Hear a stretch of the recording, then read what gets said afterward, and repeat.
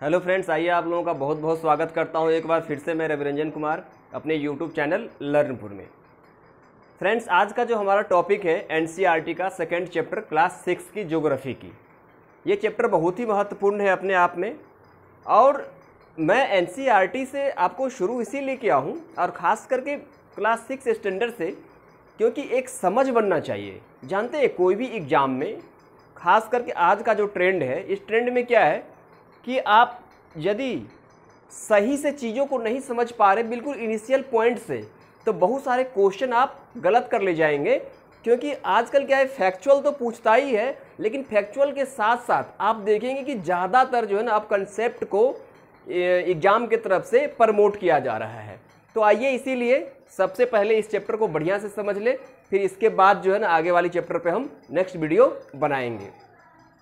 तो ये चैप्टर मुख्य रूप से आधारित है आपको ग्लोब पे, अक्षांश पे, देशांतर पे और टाइम पे। तो इन्हीं चीज़ों को हम देखने का इस चैप्टर में अभी प्रयास करते हैं। तो आइए, सबसे पहले हम देखते हैं अभी ग्लोब।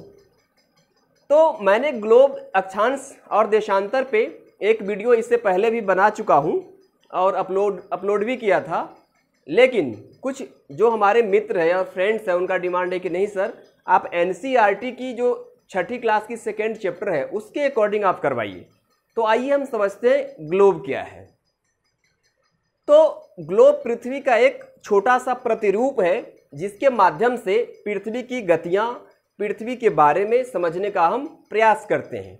ग्लोब पे मुख्यतः 3 तरह की रेखाएं होती है। सबसे पहले कि अक्षांश रेखा, देशांतर रेखा, और एक होता है यामोत्तर, जो डेट लाइन है वो। तो इन्हीं चीज़ों को हम अभी समझने का प्रयास करेंगे। तो आइए सबसे पहले समझते हैं कि ग्लोब पृथ्वी का एक लघु रूप है, एक लघु रूप में वास्तविक प्रतिरूप है तो छोटा सा, लेकिन वास्तव में पृथ्वी को दिखाने का प्रयास किया गया है ग्लोब के माध्यम से। ग्लोब को एक काल्पनिक रेखा उसे 2 बराबर भागों में बांटता है। आइए पहले एक छोटा सा ग्लोब का प्रतिरूप हम भी बनाने की प्रयास करते हैं, उसके बाद से आपको समझाते हैं, थोड़ा बढ़िया से आप भी समझ जाएंगे। ये देखिए, ये मैंने बना लिया एक गोला, और इस गोले को मैंने ये 2 भागों में बांट लिया। चलिए, ये मैंने बांट लिया। अब ये देखिए, ये जो बीचों बीच, पृथ्वी के बीचों बीच जो रेखाएं खींची जाती है, जो पृथ्वी को 2 बराबर बराबर अर्धगोले में विभाजित करता है। पहले जो नीचे वाला अर्धगोला होगा, ये देखिए नीचे वाला अर्धगोला है, इसे हम क्या कहेंगे, दक्षिणी गोलार्ध या दक्षिणी अर्धगोला। और ऊपर वाला जो भाग है, ये इसे हम क्या कहेंगे, उत्तरी गोलार्ध कहेंगे, ऊपर वाले भाग को। और ये दोनों में एक नॉर्थ पोल होगा, ये नॉर्थ पोल, इसे उत्तरी ध्रुव कहते हैं।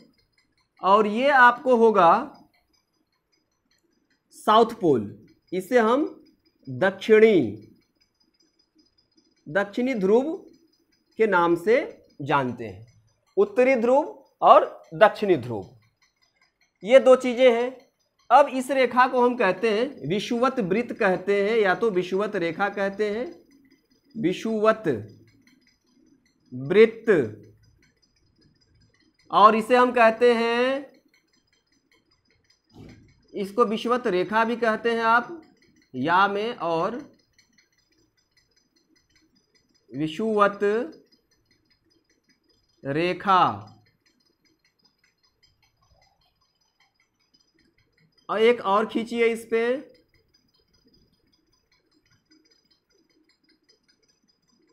इस रेखा को हम कहते हैं, जो उत्तरी गोलार्ध में है, 23.5 डिग्री पर, उत्तरी गोलार्ध में 23.5 डिग्री पर।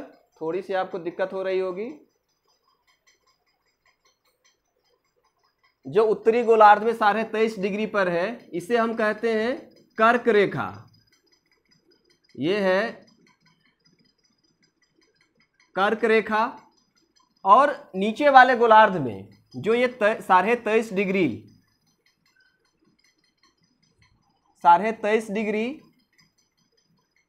दक्षिण में है, इसे हम कहते हैं मकर रेखा। ये याद रखिएगा। अब छोटी सी चीज और आपको समझा दूं, ये जो बीच वाला भाग है इतना,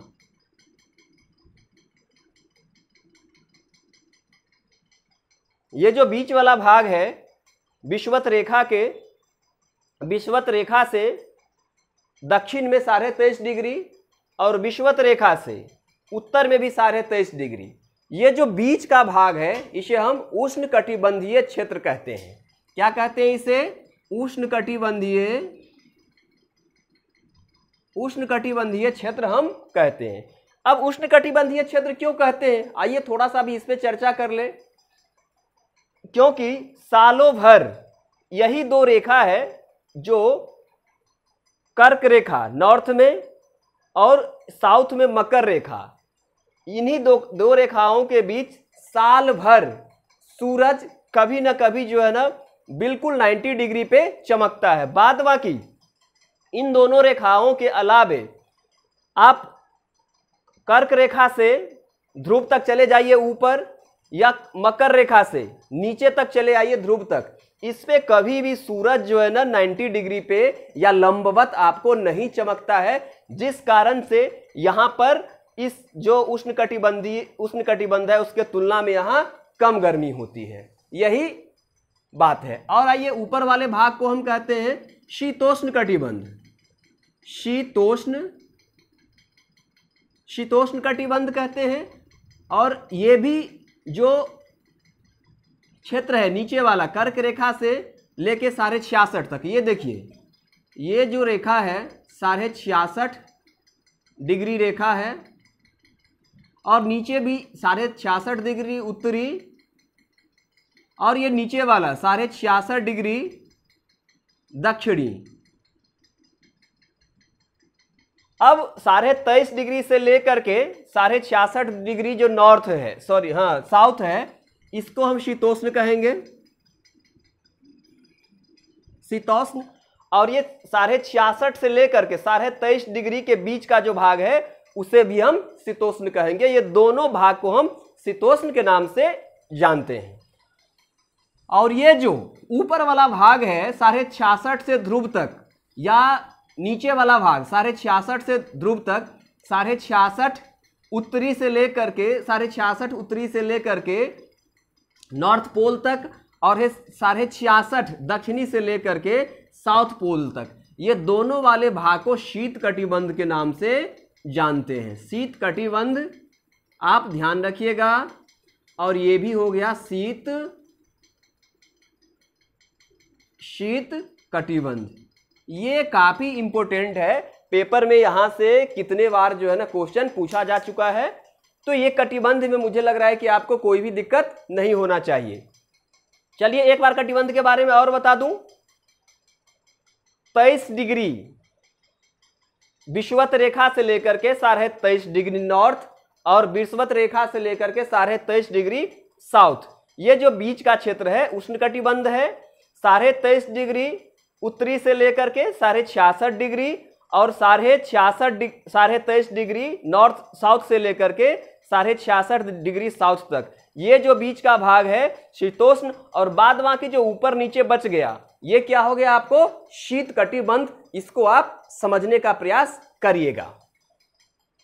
आइए आगे बढ़ते हैं। विषुवत वृत्त ध्रुवों से ध्रुवों तक स्थित सभी समांतर वृत्तों को अक्षांश या देशांतर रेखा कहते हैं। अब देखिए ये जो पृथ्वी है, एक मिनट आपको ग्लोब के माध्यम से मैं कुछ समझाने का प्रयास करता हूं। ये देखिए ग्लोब है। अब इस पे आपको एक थोड़ा सा चीज मैं बताने की कोशिश कर रहा हूं। ये देखिए, क्योंकि हम जब मैप देखते हैं या कोई चीज फ्लैट पे देखते हैं, सपाट चीज पे, तो वहां हमारी वो फीलिंग नहीं आ पाती, पृथ्वी वाली फीलिंग। लेकिन अब जब ग्लोब पे देखेंगे, ये देखिए ये ग्लोब पे जो है ना एक ये सीधी लाइन खींची गई है चारों तरफ से।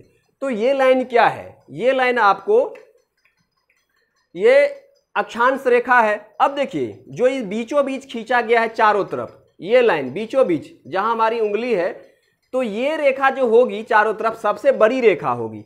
और जैसे जैसे आप ऊपर बढ़िएगा बीच वाला रेखा से, इसको कहते हैं विषुवत रेखा, विषुवत वृत्त से आप जैसे जैसे ऊपर बढ़िएगा तो ये जो वृत्त है उसकी लंबाई छोटी होते जाएगी और ध्रुव पे जा करके वो जो लंबाई है बिल्कुल खत्म हो जाएगी। यही बात आपको नीचे भी है कि जैसे जैसे आप नीचे बढ़िएगा इससे, तो ये रेखाएं क्या होगी, जो सर्कल है वो छोटी होती जाएगी। तो ये आपको ध्रुव के माध्यम, ये ग्लोब के माध्यम से मुझे समझाना था। उसके बाद आप आइए देखते हैं, जैसे जैसे हम विषुवत वृत्त से हम दूर जाते हैं तो अक्षांश की आकार घटता जाता है। सही बात है, विषुवत वृत्त से आप जैसे जैसे दूर जाएंगे तो जो गोले की लंबाई है वो घटता जाएगा। अब आइए हम कुछ महत्वपूर्ण अक्षांश रेखा है उसको देखने का प्रयास करते हैं।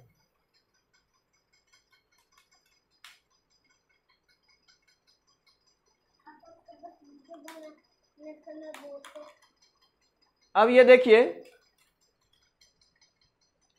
महत्वपूर्ण अक्षांश रेखा है, इसमें सबसे पहले हम देखेंगे कर्क रेखा। तो कर्क रेखा ग्लोब पर,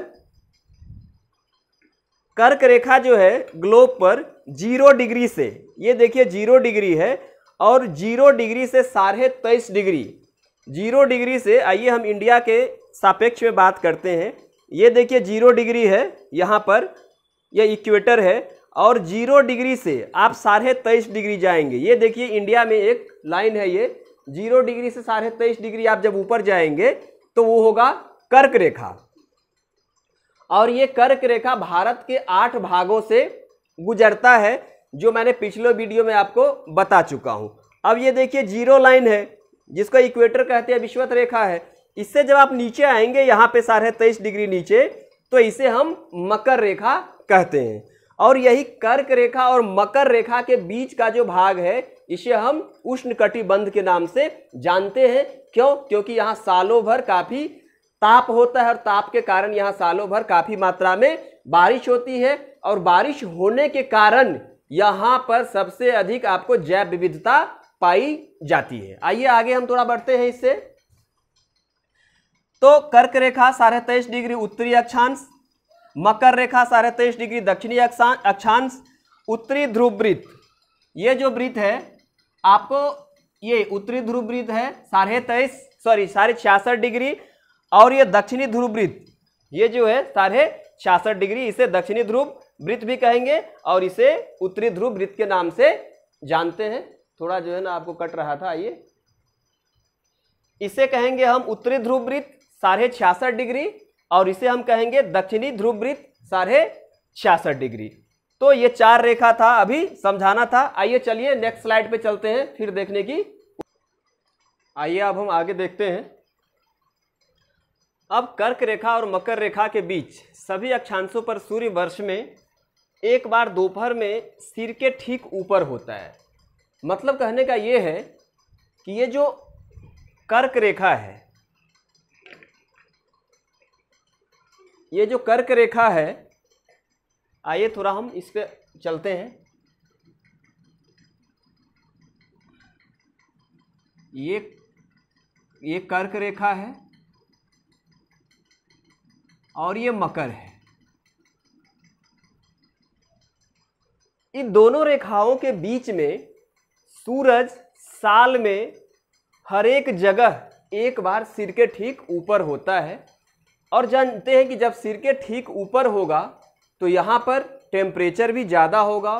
टेम्परेचर ज़्यादा होने के कारण बारिश भी होगी, और बारिश होने के कारण यहाँ पे जैव विविधता भी सबसे ज़्यादा पाई जाएगी।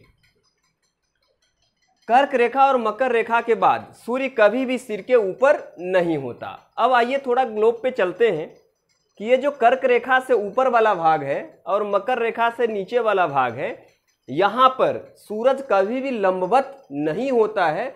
हमेशा सूरज की किरणें तिरछी पड़ती है, और तिरछी होने के कारण यहाँ पर गर्मी उतना अधिक नहीं हो पाती, जिसके कारण यहाँ पर सालों भर बर्फ जमा रहता है। ध्रुव पे तो सबसे ज़्यादा, क्योंकि ध्रुव पर जो है ना सूरज की किरणें पहुंच ही नहीं पाती है दोनों ध्रुव पे, चाहे दक्षिणी ध्रुव की बात करें, चाहे दक्षिणी ध्रुव की बात करें, चाहे उत्तरी ध्रुव की। यहाँ पर बर्फ इसी कारण से सालों भर जमा रहता है। लेकिन इसके अलावे जो 23.5 डिग्री उत्तर से लेकर के 66.5 डिग्री उत्तर के बीच वाला, या 66.5 डिग्री दक्षिण से लेकर के 23.5 डिग्री दक्षिण के बीच का जो भाग है वो शीत उष्ण वाला, मतलब वहाँ ठंडा भी होता है और गर्मी दोनों वहाँ मौसम पाया जाता है। लेकिन ये जो बीच वाला भाग है 23.5 नॉर्थ से लेकर के 23.5 साउथ, इसके बीच में हमेशा गर्मी ही होती है। अब देशांतर की बात करते हैं तो देशांतर, अब आइए थोड़ा यहाँ पे देखते हैं कि एक ग्लोब बना लेते हैं, ये नॉर्थ ये साउथ। देखिए ज्योग्राफी में आपको ज़्यादा से ज़्यादा फिगर बनाने की ज़रूरत पड़ता है। बेहतर तरीके से आपको किसी भी सब्जेक्ट को समझना है, खास करके ज्योग्राफी में तो निश्चित रूप से आपको ज़्यादा से ज़्यादा डायग्राम बनाना है। चाहे आप मेंस लिख रहे हो, चाहे किसी को समझा रहे हो, यहाँ आपको ज़्यादा से ज़्यादा डायग्राम बनाना है। ये नॉर्थ ये साउथ। अब देखिए यहाँ से लेकर के यहाँ तक ऐसी कुछ रेखाएं खींची जाती है। इन्हीं रेखाओं को हम देशांतर रेखा कहते हैं। तो देशांतर रेखा में कुछ इंपॉर्टेंट जो फैक्ट है वो बता दूं कि सॉरी, ये अक्षांश रेखा है बीच वाला 0 डिग्री, और ये देशांतर रेखा है। तो देशांतर रेखा को इंग्लिश में हम कहते हैं लॉन्गिट्यूड, और हिंदी में इंग्लिश में कहते हैं देशांतर रेखा को लॉन्गिट्यूड और हिंदी में देशांतर। तो ये जो होती है ये हमेशा दक्षिणी ध्रुव पे और उत्तरी ध्रुव पे जाकर के मिल जाती है, दक्षिणी ध्रुव और उत्तरी ध्रुव पे जाकर के मिलती है। और दो देशांतर रेखाओं के बीच में जो सबसे अधिक दूरी होती है ये ध्रुव पे नहीं, सबसे अधिक दूरी जो होगी ये आपको 0 डिग्री पे होगा। विषुवत रेखा पे इनके बीच की दूरी सबसे ज्यादा होगा। इसे उत्तरी ध्रुव से दक्षिणी ध्रुव तक खींचा जाता है, इसे उत्तरी ध्रुव से दक्षिणी ध्रुव तक खींचा जाता है। सभी देशांतर रेखाओं की लंबाई बराबर होती है। ये बहुत ही इंपॉर्टेंट है फैक्ट, कभी कभी पूछ दिया जाता है। तो सभी जितने भी देशांतर रेखा होगी ग्लोब पे, सभी की लंबाई आपको बराबर होगी। चाहे यहाँ खींचिए, चाहे इस तरफ खींचिए, चाहे इस तरफ खींचिए, कहीं भी खींचिए, ये सब रेखा आएगी इस पोल से इस पोल तक। तो ये हमेशा जो है ना इसकी लंबाई बराबर होगी। लेकिन ये जो अक्षांश रेखा है इसकी लंबाई सभी की बराबर नहीं होगी। ध्रुवों की तरफ बढ़ने पर इसके बीच की दूरी घटती है और विषुवत रेखा के ओर जाने पर इसकी बीच की दूरी बढ़ती है। दो अक्षांश रेखाओं की बीच सबसे अधिक दूरी विषुवत रेखा पर होती है।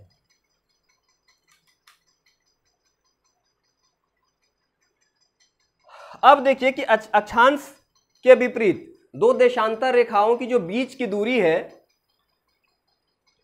ये हमेशा अक्षांश के विपरीत दो देशांतर रेखाओं की लंबाई हमेशा बराबर होती है। सभी देशांतर रेखा बराबर होती है। तो समस्या ये आई कि जब सारे देशांतर रेखा बराबर है तो किसको हम मुख्य देशांतर रेखा माने, ये बहुत डिबेट का विषय बन गया। जब डिबेट का विषय बन गया तो दुनिया की सारी देश, जितने भी सारे देश हैं, उन्होंने आपस में बातचीत करके जो इंग्लैंड या ब्रिटेन का जो ग्रीनविच रेखा है उसी को प्रमुख मध्याह्न रेखा या टाइमलाइन मान लिया गया। और ये रेखा ब्रिटेन का एक वेधशाला है उसी के आसपास से गुजरती है। और जब मान लिया गया मुख्य मध्याह्न रेखा तो इसके जो पश्चिम वाले भाग है, जो मुख्य मध्याह्न रेखा है या याम्योत्तर रेखा है, इसके जो पश्चिम वाला भाग है इसको पश्चिम मान लिया गया और इसके जो पूरब वाला भाग है 180 डिग्री उसको पूरब मान लिया गया। अब आइए हम नेक्स्ट स्लाइड में चलते हैं। अब आइए देखते हैं कि समय की गणना हम कैसे करते हैं। तो आप सभी को पता है कि जो ये ग्रीनविच लाइन है मान लेते हैं कि ये ग्रीनविच लाइन है, ये ग्रीनविच लाइन है। ऐसा माना गया कि ग्रीनविच लाइन के जो पूरब में होगा क्षेत्र, उसका टाइम आगे होगा, और ग्रीनविच लाइन के जो पश्चिम में होगा क्षेत्र, उसका टाइम पीछे होगा। अब हम सभी लोग जानते हैं कि जो पृथ्वी है पश्चिम से पूरब की ओर घूमती है। अब पश्चिम से पूरब की ओर घूमती है तो 24 घंटे में 360 डिग्री घूमती है। 24 घंटे में 360 डिग्री घूमती है, तो 1 घंटे में कितना घूमेगी? 1 घंटे में घूम जाएगी 360/24। तो इसको काटेंगे तो आ जाएगा 15। 1 घंटे में घूमती है 15 डिग्री, तो 1 घंटे में 15 डिग्री, तो 1 डिग्री घूमने में लगभग 4 मिनट लगेगी। तो 1 डिग्री घूमने में लगभग 4 मिनट लगेगी। अब यहीं से आप समय का कैलकुलेशन कर सकते हैं। अब देखिए, जो हमारा भारत है, ये जो हमारा देश है भारत,